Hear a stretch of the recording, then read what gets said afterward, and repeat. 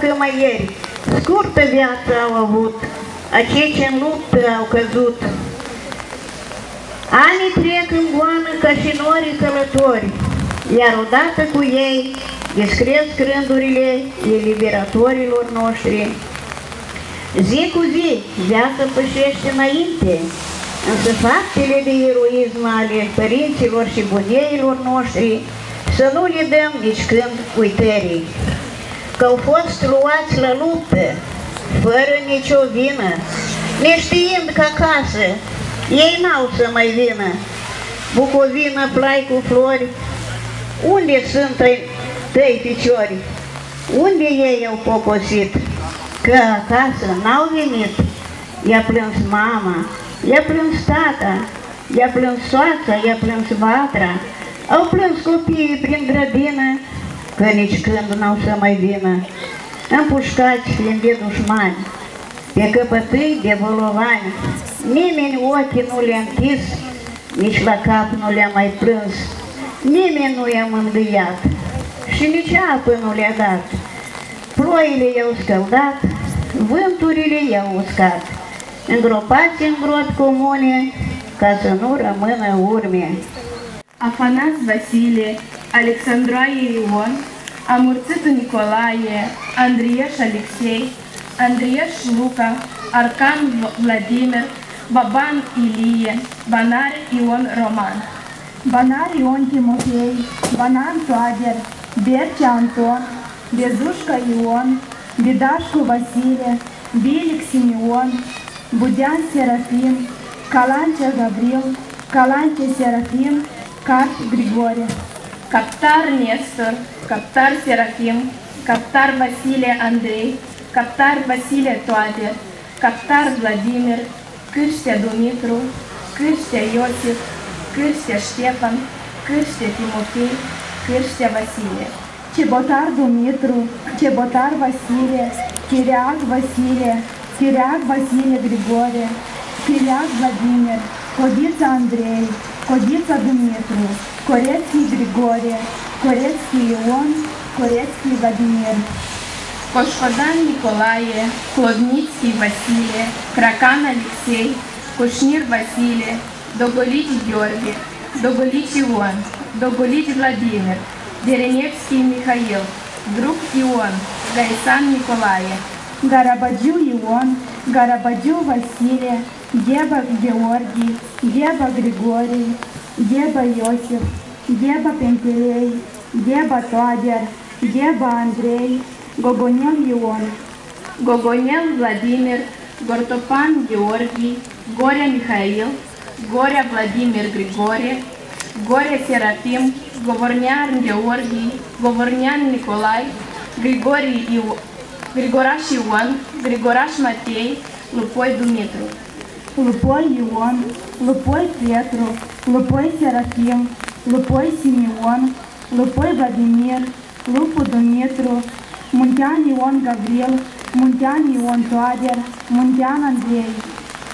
Muntean Serafim, Muntean Toader, Muntean Vasile, Muraru Grigore, Nicorici Alexei, Nicorici Ion, Onofrei Petre, Parpauț Toader, Parpauț Vasile. Pascal Joachim, Pascal Vladimir, Păslar Simeon, Păslar Toader, Petreni Ion, Postolache Andrei, Postolache Toader, Postolache Vladimir, Rață Dionid, Rață Ion.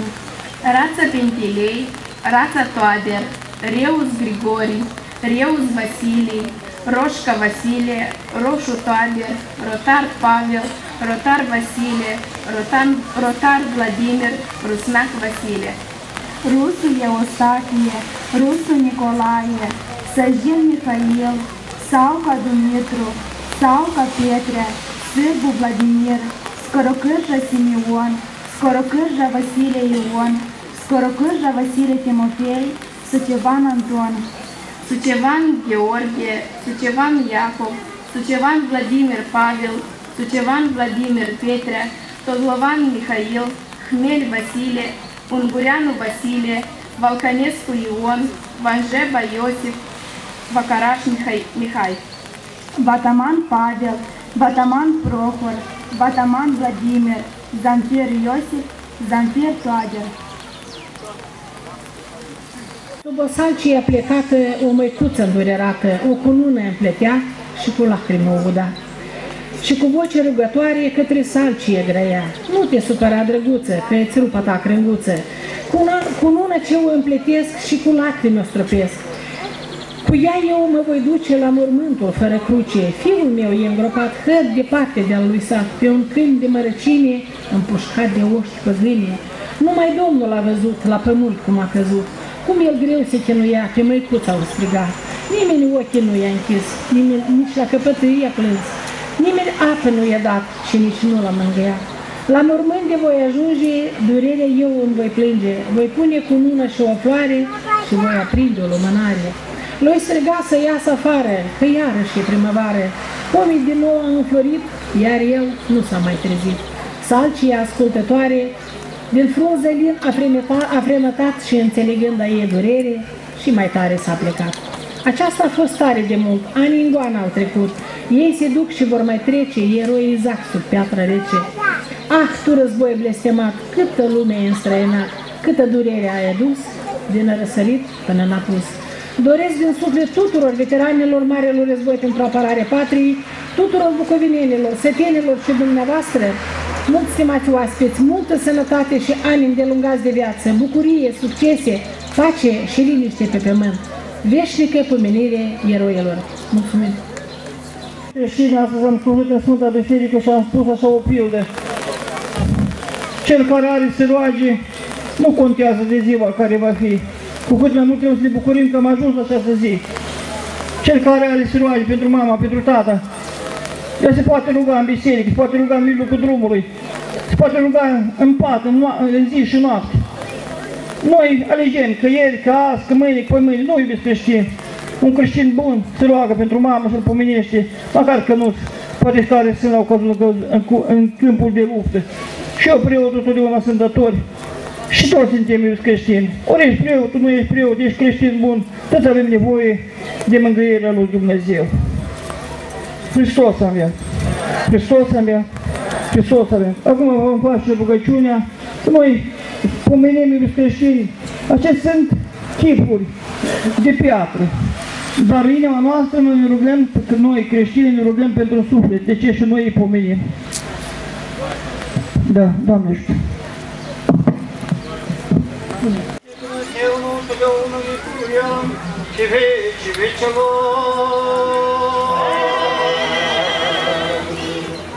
Hristos a înviat din morți, cu moartea vremate călcând, și celor de mormânt viață dăruim noi.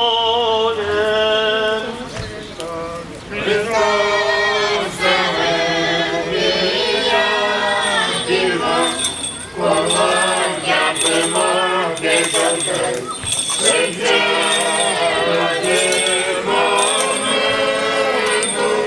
viață dăruim noi. Hristos a înviat de morți, cu moartea preoarte călcând, și celor de mormânt viață dăruim noi. Slavă Tatăl și Fiului și Sfântului Duh, și acum și pururea și în vecii vecii. Amin. Prea Sfântă Dumnezeu, prea Doamne, Sfântul păcatele noastre, să ne iartă fără de legile noastre, Sfinte, să te dească, vindică neputințele noastre, pentru numele Tău. Doamne miluiește, Doamne miluiește, Doamne, slavă Tatăl și Fiului și a Sfântului Duh, și acum și pururea și în vecii. Cântăm Sfânta Vieții